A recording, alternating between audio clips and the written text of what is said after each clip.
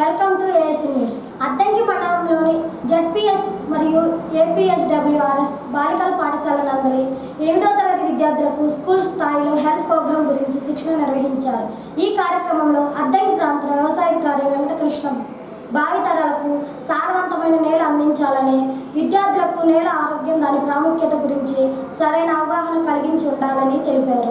నేల ఆరోగ్యం కాపాడడానికి చేపట్టవలసిన చర్యల గురించి వివరించారు. వివి శేషారావు వ్యవసాయాధికారి, జిల్లా వనరుల కేంద్రం ఒంగోలు వారి మట్టి నమూనా సేకరణ ఆవశ్యకత, సేకరించిన విధానం, ఉపయోగాలు, భూసార పరీక్ష ఫలితాలు ఆధారంగా పంటలు సమస్యాత్మకంగా భూముల గుర్తింపు, వాటిని బాగు చేసే విధానం గురించి వివరించి, మట్టి నమూనా సేకరించి డెమో గురించి వివరించి చేసి చూపించారు.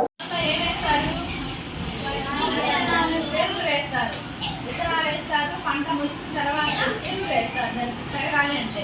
అదంతా కూడా ఇప్పుడు కెమికల్స్ మాత్రమే వేస్తున్నారు, అంటే రసాయనిక ఎరువులు.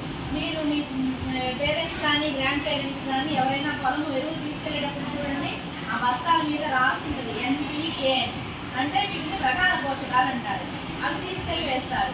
అందరూ కూడా ఇప్పుడు ఏంటంటే మొత్తం ఇవే వేస్తున్నారు. మామూలుగా అయితే వ్యవసాయం చేయాలి, మనం పంటలు పండించాలంటే కొంతవరకు సేంద్రియ పదార్థం అనేది భూమిలో ఉండాలి. సేంద్రియ ఎరువు వేయాలంటే పశువుల పేడ, అలాగే ఏదైనా పచ్చిరొట్ట మీద అంటే ఒక మొక్క నుంచి రాలిన ఆకులు కొలబెట్టి కానీ, లేదంటే కొన్ని పైర్లు ఉంటాయి అవి వేసి భూమిలో దున్ని కానీ మనం పచ్చిరొట్టగా వేసి ఆ విధంగా సేంద్రియ పదార్థం భూమిలో మనం ఇంకిపోయేలాగా అవకాశం కల్పించాలి. కానీ మనోళ్ళు ఏం చేస్తున్నారు, అంతా కూడా రసాయనిక ఎరువులే వేస్తున్నారు. దానివల్ల ఏమైందంటే భూమి ఆరోగ్యం అనేది పాడైపోయింది. మీరు కూడా హోమ్ ఫుడ్ తిన్నారనుకోండి, లేదు మీ హాస్టల్లో చేసి పెడితే ఏం ప్రాబ్లం లేదు. రోజు మీరు బయట తిని వస్తే ఏమవుతుంది, సో అలాగే ఈ రసాయనిక ఎరువులు వాడటం వల్ల భూమి కూడా పాడైపోయింది. అందుకోసంగా పిల్లలకు కూడా ఈ సాయిల్ హెల్త్, అలాగే సాయిల్ టెస్ట్ మీద అవగాహన కల్పించడం కోసం ఈ కార్యక్రమం. ఇందులో ఏంటంటే మనము శాంపుల్ ఎలా తీయాలి, అలాగే ఎలా టెస్ట్ చేయాలనేది చెప్తాము. ముఖ్యంగా మీకు పోలవరం డొంక నిర్మాణం పనిలో భాగంగా ప్రకాశం జిల్లా కలెక్టర్ గౌరవనీయులైన శ్రీ రాజాబాబు గారి ఆదేశాల మేరకు ఎన్నో సంవత్సరాలుగా గ్రామ ప్రజలు ఎదురు చూస్తున్న పోలవరం డొంక నిర్మాణ పనులు నిర్వహంగా కొనసాగుతున్నాయి. మొత్తం 4 కిలోమీటర్ల డొంక నిర్మాణంలో ఇప్పటికీ సుమారు 3 కిలోమీటర్ల వరకు పనులు పురోగతిలో ఉన్నాయి. ఈ కార్యక్రమంలో గ్రామ పంచాయతీ సర్వేయర్, గ్రామ రైతులు, గ్రామ నాయకులు మరియు స్థానిక ప్రజలు పాల్గొని పనులను పరిశీలించారు. తిమ్మాయిపాలెం గ్రామ అభివృద్ధికి సహకరిస్తున్న జిల్లా కలెక్టర్ గారికి, సంబంధిత అధికారులను మరియు సహకరించిన ప్రతి ఒక్కరికి గ్రామ ప్రజలు తరపున హృదయపూర్వక ధన్యవాదాలు.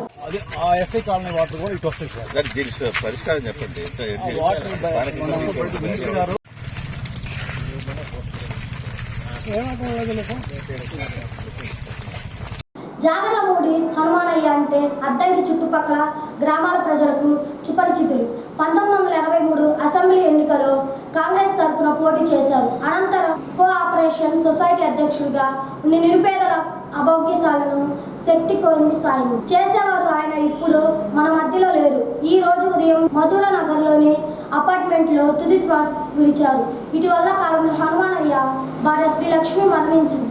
కొద్ది రోజులకి హనుమానయ్య మరణం పట్ల పలువురు సంతాపం తెలిపారు. ఈ రోజు సాయంత్రం వారి అంత్యక్రియలు జరుగుతున్నాయని బంధువులు తెలియజేశారు. అంగన్వాడీ కార్యకర్తలు ఆయా సమస్యలను కేంద్రం, రాష్ట్ర ప్రభుత్వం వెంటనే ఆవిష్కరించాలని అంగన్వాడీ వర్కర్ను హెల్పర్స్ యూనియన్ జిల్లా కార్యదర్శి ఈదర్ అన్నపూర్ణ డిమాండ్ చేశారు. ఏపీ అంగన్వాడీ వర్కర్లు అన్ని హెల్పర్ యూనియన్ CITU ఆధ్వర్యంలో అంగన్వాడీల సమస్యలను పరిష్కారం కోసం ధర్నా నిర్వహించారు. జూలై 10వ తేదీ అంగన్వాడీల కోరికల దినోత్సవం అని కేంద్ర రాష్ట్ర ప్రభుత్వాలు మన సమస్యలను పట్టించుకుని కారణంగా ఈ రోజున బ్లాక్ డేగా పలకరించామని అన్నారు. ఎన్నికలకు ముందు ధర్నా శిబిరాల వద్దకు వచ్చి రామ్ అధికారంలోకి వస్తే, ప్రభుత్వం అధికారంలోకి వచ్చిన తర్వాత సమస్యలను పరిచారని అన్నారు. అంగన్వాడీ కార్యకర్తలకు ఇటువంటి అనేక సర్వేలు పూర్తిగా విజయవంతం చేస్తామని, అంగన్వాడీ కార్యకర్తలకు ఉన్నటువంటి విజ్ఞత భావిస్తున్నామని అన్నారు. ప్రభుత్వం ఇచ్చినటువంటి అన్ని పథకాలను ప్రజల వద్దకు తీసుకువెళ్లే అంగన్వాడీ కార్యకర్తలను అన్నారు.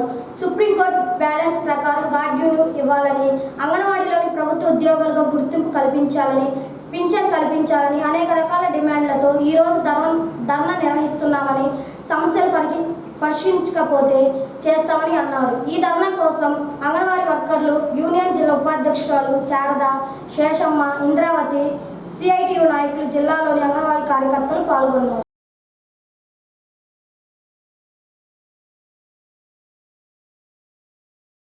అంగన్వాడీ కేంద్రాల పనితీరు మెరుగుపరిచి పౌష్టికాహారం లోపం ఉన్న చిన్నారులకు బలమైన ఆహారం ఇచ్చే విధంగా చర్యలు తీసుకుంటారని ప్రాజెక్టు డైరెక్టర్ పద్మ సునంద అన్నారు. చిత్తూరు జిల్లా గంగాధర్ నెల్లూరు సిడిపిఓగా విడుదల నిర్వహించి పదోన్నతులపై ప్రకాశం జిల్లా ప్రాజెక్ట్ డైరెక్టర్గా బాధ్యతలు స్వీకరించిన అనంతరం ఆమె మీడియాతో మాట్లాడారు. అంగన్వాడీ కార్యకర్తలకు సిబ్బందికి మధ్య కోఆర్డినేషన్ మీటింగ్లు నిర్వహిస్తూ సమయంతో పనిచేసేందుకు ప్రయత్నం చేస్తామని ఆమె తెలిపారు. జిల్లాలో ఎలాంటి సమస్య అయినా తన దృష్టికి వస్తే ఆ సమస్యను సానుకూలంగా చర్చించి పరిష్కారం చేసేందుకు దృష్టి సారిస్తారని అన్నారు. ప్రతి పిల్లవాడికి పౌష్టికాహారం లోపం లేకుండా ఉండే విధంగా చర్యలతో పాటు ప్రభుత్వం ఇచ్చిన నిర్దేశాలకు అనుగుణంగా పనితీరు మెరుగుపరిచేందుకు చర్యలు చేపడతారని ఆమె అన్నారు.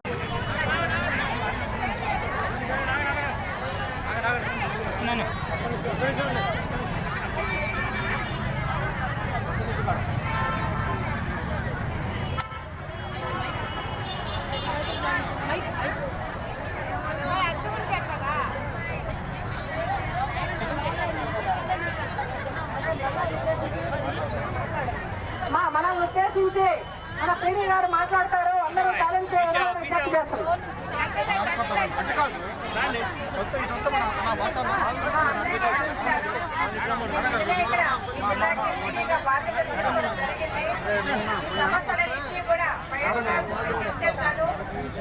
సమస్యలన్నింటినీ పరిష్కార మార్గం వైపు నేను కూడా మీకు సహకరించి ఆలోచనలు కూడా మీకు చర్చిస్తాము. మీరందరూ కూడా కోరిన కోరికలు మన గవర్నమెంట్కి మనం అందజేస్తాము. అట్ ది సేమ్ టైం మీరు ఏమైతే చెప్తున్నారో అవన్నీ చేస్తాము. మనం కూడా మన పనిలో కొంచెం నిమ్మడంతో చూపించాలి. మనం కూడా సర్వీస్ చేస్తున్నాము. ఆ సర్వీస్ని అందరూ కూడా ఉపయోగించే విధంగా గ్రామాల్లో మోటివేషన్ చేసి వర్క్ చేయండి. నా సైడ్ నుంచి ఎలాంటి సహాయ సహకారాలు నేను మీకు అందిస్తాను. అదేవిధంగా మీ సైడ్ నుంచి ఎలాంటి ప్రాబ్లమ్స్ రాకుండా నన్ను చూసుకునే బాధ్యత కూడా మీరే అని చెప్తున్నాము. ఈ సమస్యలన్నింటినీ పై అధికారుల దృష్టికి తీసుకెళ్ళి వాళ్ళ దృష్టిలో పెడతాను. Thank you. నాకు ఈ అవకాశం ఇచ్చారు. అర్జెంటుగా జాయింట్ మీటింగ్ ఎప్పుడు వేస్తారో డేట్ ఇవ్వండి. చాలా సమస్యలు ఉన్నాయి. నేను నిన్ననే జాయిన్ అయ్యాను. సమస్యలు తెలుసుకుంటాను. జాయింట్ కమిటీ మీటింగ్ వేస్తాను. మిమ్మల్ని అందరినీ కూడా పిలిపిస్తాను. టీడీపీతో మీతో కోఆర్డినేషన్ మీటింగ్ కూడా పెడతాను. ఈ సమస్యలు ఏమున్నాయో తెలుసుకున్న తర్వాత పరిష్కారం వైపు ఇస్తాను. ఒక చిన్న రిక్వెస్ట్ అండి. నేను ఆఫీస్లో ఎంక్వైరీ చేసి మీటింగ్ వేస్తానంటే మీరు వెయ్యలేరు. గత పీడీలు కూడా వెయ్యలేదు. మేము అంగన్వాడీలో పని చేస్తాము. చేయబట్టే వారు అనేక అచీవ్మెంట్స్ సాధించాము. సుప్రీంకోర్టు, ఐక్యరాజ్య సమితి, అన్ని రకాల సంస్థలు, ప్రభుత్వాలు కూడా గుర్తించింది కాబట్టి ప్రతి పని మాకు ఇస్తుంది, మేము చేస్తాము. మీరు చెప్పినందుకు స్వాగతిస్తున్నాం. పని చేస్తాం, చేయడానికి సిద్ధమే. కానీ రెఫరెన్షియల్ కమిటీ చాలా బర్నింగ్ ఇష్యూస్ ఉన్నాయి. గత ఒక్కడు పీడీలను బతలాడాము, వాళ్ళు వెయ్యలేదు. మేము యూనియన్గా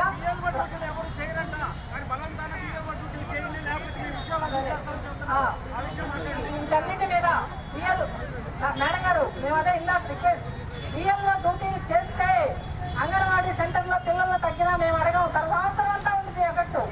సంవత్సరం అంతా పిల్లలు తగ్గిపోతారు. ఈ పాటికే ఫేస్ యాప్లు కూడా పొద్దున్న కానీ టీచర్ ఫోన్ పట్టుకుంటుంది, ఏం పంపిస్తామంటున్నారు. 5 ఏళ్ళలోకి పిల్లలందరూ అంగన్వాడీలో ఉండేలాగా ఒక చట్టం తేవాలి.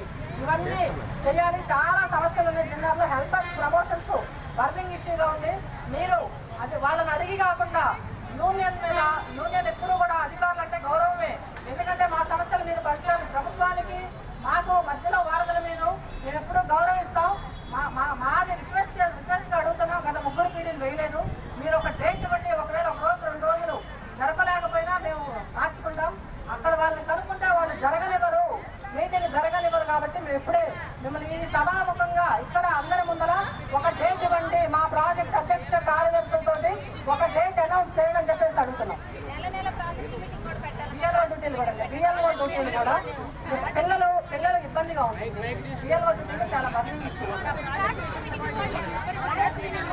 నేను బాధ్యత స్వీకరించాను. సమస్యలు చెప్తున్నారు. అన్నిటి మీద నేను దృష్టి సాధిస్తానని చెప్తున్నాను. కోఆర్డినేషన్ మీటింగ్ తప్పకుండా పెడతాను. వెంటనే డెసిషన్ తీసుకున్నాను. ఎందుకంటే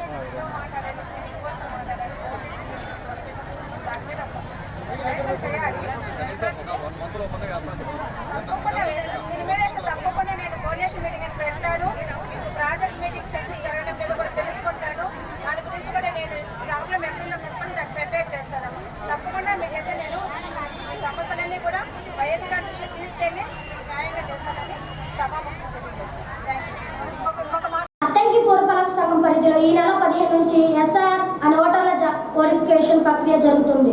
ఇందులో భాగంగా బిఎల్ఓ మీ ఇంటికి వచ్చినప్పుడు వారు ఇచ్చే ఎన్విరేషన్ ఫారం తీసుకొని దాన్ని పూర్తి చేసి 2 కలర్ పాస్ ఫోటో సైజ్ ఫోటోలు అందజేస్తే ఓటర్ల జాబితాలో మీ పేరు నమోదవుతుంది.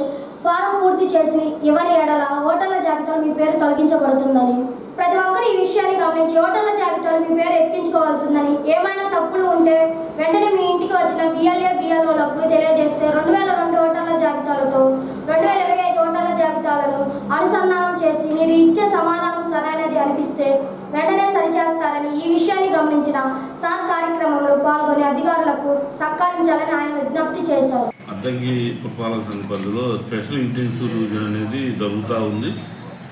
మొన్న 15వ తారీఖు నుంచి, పోయిన నెల 15వ తారీఖు నుంచి రేపు 14 వరకు కార్యక్రమం నిర్వహించడం జరుగుతుంది. అందులో భాగంగా ఇప్పటివరకు ఈఎఫ్లు 87% డిస్ట్రిబ్యూట్ చేయడం జరిగింది. చేసినటువంటివన్నీ కూడా మళ్ళా కలెక్ట్ చేసుకోవడం జరుగుతూ ఉంది. కొంతమంది తీసుకుని అప్లికేషన్ వాళ్ళ దగ్గర పెట్టుకోవటం వలన డిజిటలైజేషను ఓన్లీ 29% జరిగింది. మిగతా అన్నీ కూడా ఇంకా మనకు టైం తక్కువ ఉంది కాబట్టి అందరూ కూడా 2 రోజుల్లోనే ఈ ఆధార్ కార్డు 2 ఫోటోలతో మీ బిఎల్ఓకి సబ్మిట్ చేస్తే దాన్ని ఆన్లైన్ చేసుకుని మీకు ఓటు హక్కు కల్పించడానికి అవకాశం ఉంటుంది.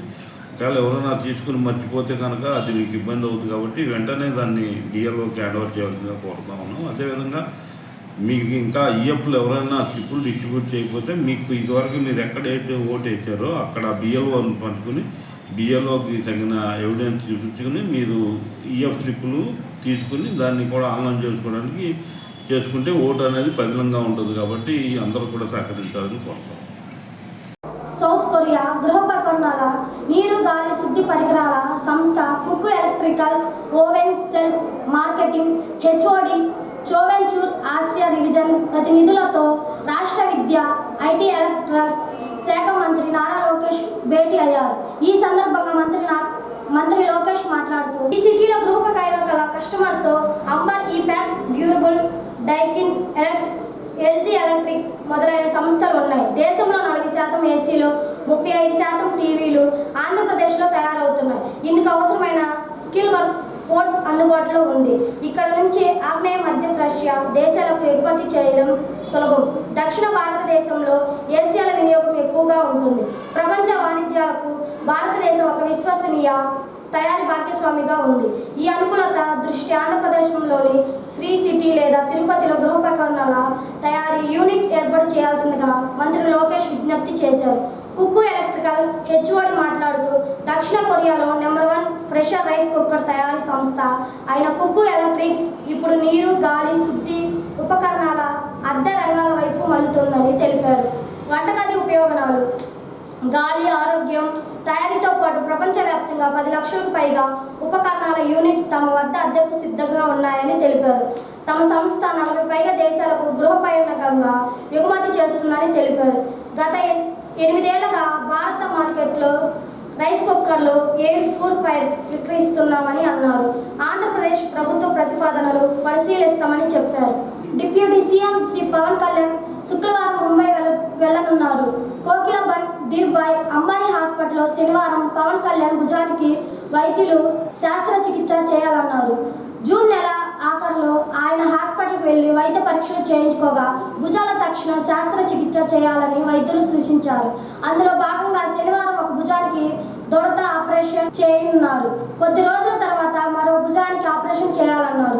శస్త్రచికిత్స తర్వాత కొద్ది రోజులు ఆయన విశ్రాంతి తీసుకోవాలన్నారు. దర్శి సర్కిల్ పరిధిలో ఇటీవల జరిగిన దేవాలయ చోరీలు, రాత్రిపూట ఇళ్లలో మరియు వ్యాపార సంస్థ జరిగిన దొంగతనాల కేసులు ఛేదించినట్లు వెల్లడించిన దర్శి సర్కిల్ ఇన్స్పెక్టర్ రామారావు, ప్రకాశం జిల్లా పోలీస్ ఎస్పీ శ్రీవి హర్షవర్ధన్ రాజు ఐపీఎస్ గారి ఆదేశాల మేరకు దర్శి డిఎస్పీ పి బాలమురళీకృష్ణ గారి పర్యవేక్షణలో దర్శి సిఐవై రామారావు ఆధ్వర్యంలో Taluru SI S Mallikarjunarao, Donakonda police station SI L Ramakrishna మరియు సిబ్బంది కలిసి 2 నిందితులను అరెస్ట్ చేసి సుమారు 3.50 లక్షల విలువైన నగదు, బంగారు ఆభరణాలు, ఇత్తడి గుంటలు మరియు ద్విచక్ర చక్రాలు స్వాధీనం చేసుకోవడం జరిగింది. ఈ నెల 5వ తేదీ రాత్రి తాళూరు మండలంలో నాగపట్లవారిపాలెం గ్రామ శివారులోని కాటమరాజు దేవాలయం ఇత్తడి గుంటలు చోరీకి గురై ఘటనలపై Taluru SI S Mallikarjuna Rao case నమోదు చేసి పాత నేరస్తులను కదలికలు ఆధారాలను విశ్లేషించి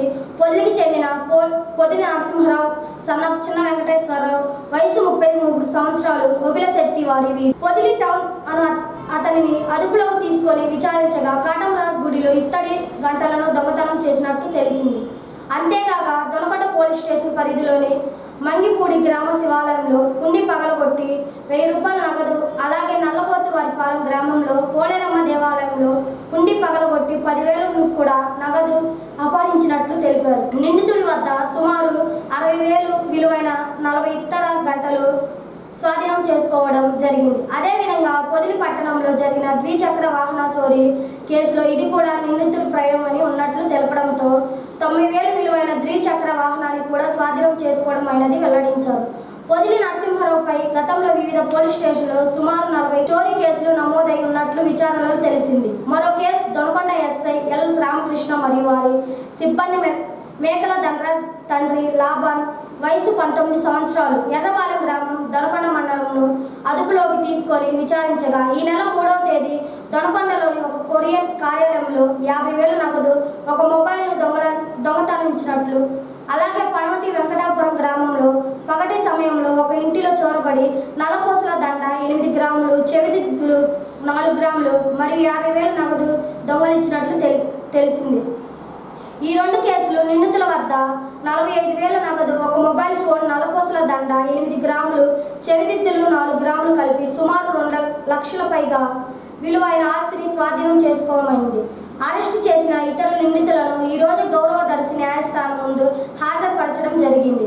ఈ కేసులను చెదిరంలో ప్రతిభ కనబడిన Darsi CI Y Ramarao, Taluru SI S Mallikarjunarao, Donakonda SI L Ramakrishna, police సిబ్బంది నాయకులు సీను, గిరి, మహేష్, మాలకొండయ్యలను జిల్లా ఎస్పీ గారు అభినందించారు. అందరికీ నమస్కారం. దర్శి సర్కిల్ పరిధిలో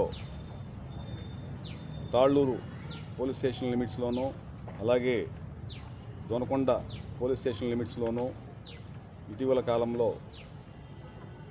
దేవాలయాల్లో గంటలు దొంగతనము, అలాగే హుండీలు దొంగతనము రిపోర్ట్ అయి ఉన్నాయి. ఇదే కాకుండా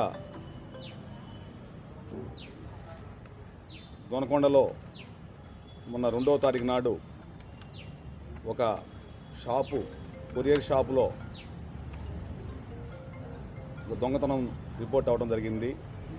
ఈ దొంగతనాలన్నింటినీ దృష్టిలో పెట్టుకొని మన గౌరవ ప్రకాశం జిల్లా ఎస్పీ గారు అయినటువంటి శ్రీ వి హర్షవర్ధన్ రాజు ఐపీఎస్ గారి ఆదేశాలతోటి మేము దర్శి సర్కిల్ పరిధిలో మన దర్శి డిఎస్పీ బాలమురళీకృష్ణ గారి ఆదేశాలతోటి కూడా ఒక టీమ్గా ఏర్పడి తాళ్ళూరు ఎస్ఐ గారు, దొనకొండ ఎస్ఐ గారు, మేము సిబ్బంది అందరం కూడా ఒక 3 టీములుగా ఏర్పడి ఈ దొంగతనాల మీద దృష్టి సారించడం జరిగింది.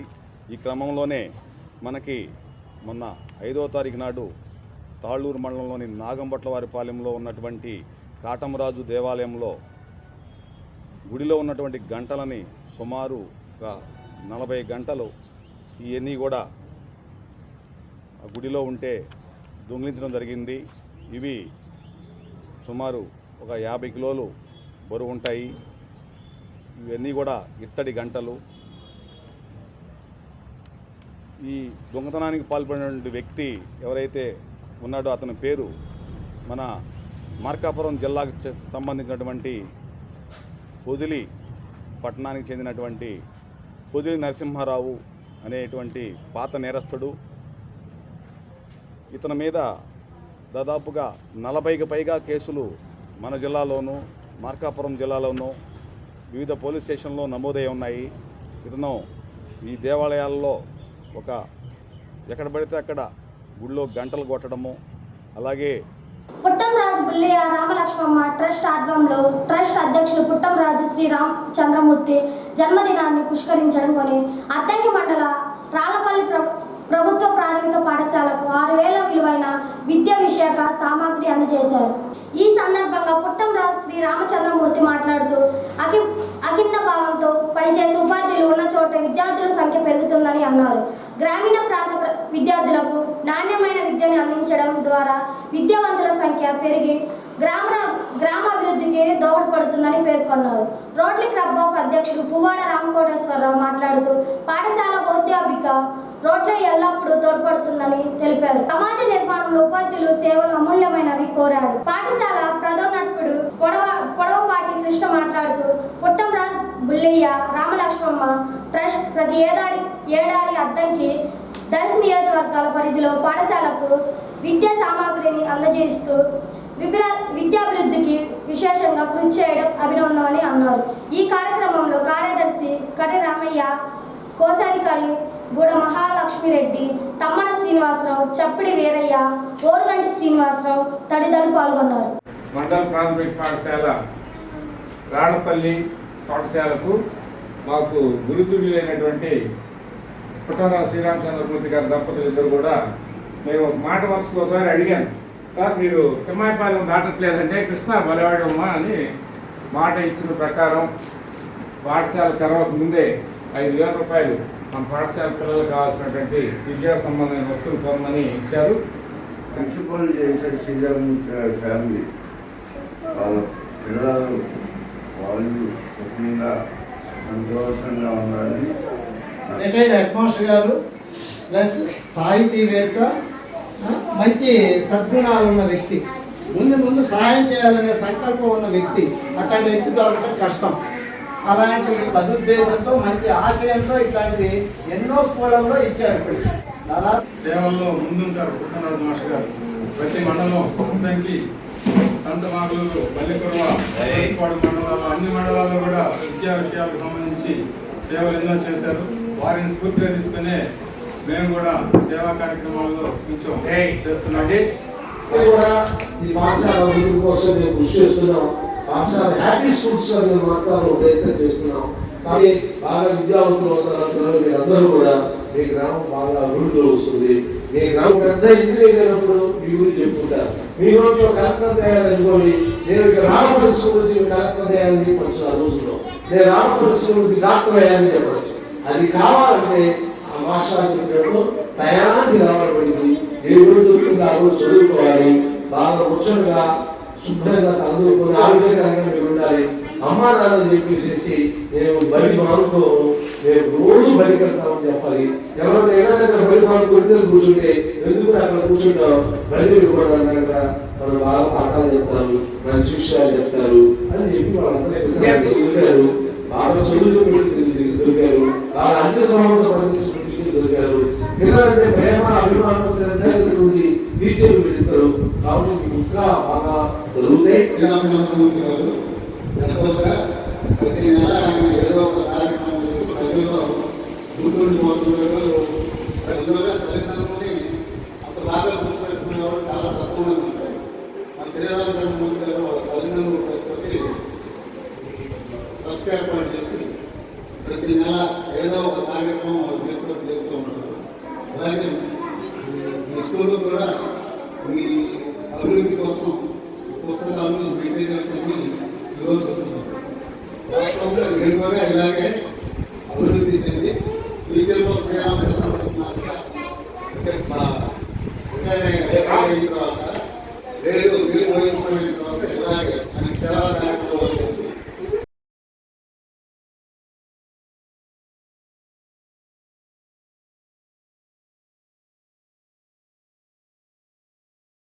ఎస్బీఐ విశ్రాంత చీఫ్ మేనేజర్ కట్ట నాగేశ్వరరావు విద్యార్థులకు విద్యా సామాగ్రి అందజేయాలని అద్దంకి పట్టణంలో నంబూరి వరపాలెంలో గల మండల పరిషత్ ప్రాథమిక పాఠశాల 1 నుంచి 5వ తరగతి వరకు చదువుతున్న విద్యార్థులందరికీ కట్ట నాగేశ్వరరావు తన 72వ పుట్టినరోజు సందర్భంగా శుక్రవారం పలకలు, బలపాలు, నోట్స్, పుస్తకాలు పంపిణీ చేశారు. తను కఠిన పేదరికంలో ఉండే పాలెంలో పుట్టి చదువు మొత్తం స్కాలర్షిప్లో ప్రభుత్వ విద్యా సంస్థల్లోనూ కష్టపడి చదువుకుని ఉద్యోగం సాధించి కుటుంబాన్ని, పిల్లలను ఉన్నత స్థాయిలో నిలబెట్టిందని, అలాగే ఈ పిల్లలు కూడా బాగా చదివి మంచి స్థాయిలో నిలబడతారని విద్యార్థులకు చెప్పారు. కార్యక్రమంలో ఆయన సతీమణి పాఠశాల ఉపాధ్యాయ విద్యార్థులు పాల్గొన్నారు.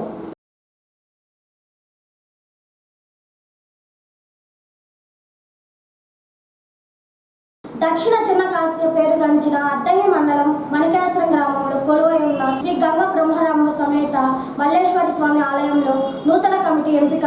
మరోపక్క స్వామివారిని దర్శించుకొని ప్రత్యేక పూజలు చేసి తీర్థ ప్రసాదాలు స్వీకరించారు. భక్తులతో ఆలయ ప్రాంగణం సందర్భంగా ఆలయ పూజారి లక్ష్మీనారాయణ దేవస్థానం విశిష్ట గురించి వివరించారు. అద్దంకి మండలం మణికేశ్వరం గ్రామంలో వేంచేసిన శ్రీ గంగా బ్రహ్మరాంబ సమేత మల్లేశ్వర స్వామి వారికి ఆలయం 11వ శతాబ్దంలో నిర్మించబడింది. ఇది ఎట్లా అంటే ఒక జన్మతను శివభక్తుడు, అతను గుడ్డివాడు. పక్కన మనవాడు పెట్టుకొని ఉప్పు వ్యాపారం చేస్తూ ఉండేవాడు. తాతామలు కూడా ఒక రోజున అప్పుడు గుడ్డి కూడిన గ్రామం వచ్చేసి పొద్దున్నే ఉప్పు వ్యాపారం చేస్తున్నారు. మధ్యాహ్న కాలం అయింది. నడివద్దు పెట్టి పల్లిస్తున్నారు, వంటలు చేసుకున్నారు. అతను జన్మతను చేతి లింగకాయకం లేదు. ప్రతి నిత్యం కూడా లింగకాయకు అభిషేకం చేసుకుంటూ ఉప్పు వ్యాపారం చేసుకుంటూ ఉండేవాడు. అటువంటి ఆ రోజున స్వామివారు ఎక్కడో ఇదైపోయినాడు. స్వామివారు ఎక్కడో ఇదైపోయినాడు. ఒక రాయనామం నుంచి అభిషేకం చేసుకుని మహానవదం చేసుకుని వెళ్ళిపోతూ ఉంటాడు. అప్పుడు మనవాడు ఎక్కడ చూసినా కూడా రాయి కనపడు. అప్పుడు తాతకు చెప్పకుండా ఉప్పు వస్తే పిండి వస్తే పడి మాదిరిగా చేసి దాని మీద మానుకుని పడిపోతే అభిషేక కార్యక్రమం అంతా పూజ చేస్తున్నారు.